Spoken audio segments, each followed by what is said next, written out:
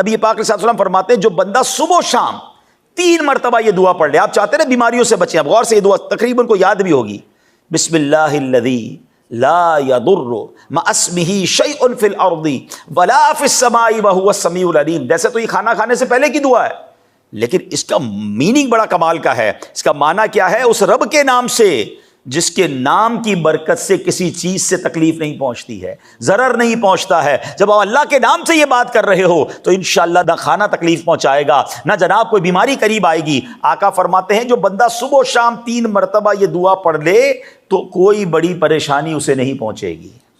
تو پڑھے تو صحیح نا.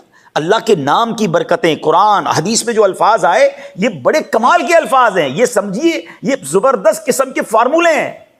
لیکن ہمیں اللہ رسول کا نام اور ذکر و اذکار کو چھوڑ کر ہم دنیاوی اسباب کے پیچھے بھاگ رہے ہیں. حالانکہ یاد رکھیے دنیا کی دوائی جو ہے تھوڑی دیر کے لیے آپ کو ٹھیک کر سکتی ہے، بلکہ بعض اوقات ڈاکٹر کہتے ہیں بلڈ پریشر کی دوائی ساری زندگی کھانی پڑے گی، شوگر ہے تو یہ لینا ہی پڑے گا. یعنی وہ دوائی بیماری دور نہیں کر رہی، وہ بیماری کو روک رہی ہے، بڑھنے سے بچا رہی ہے. مگر سبحان اللہ کلام اللہ وہ ہے کہ اگر بندہ عمل کرے اللہ کرم فرما دے تو بیماری جڑ سے ختم ہو جاتی ہے.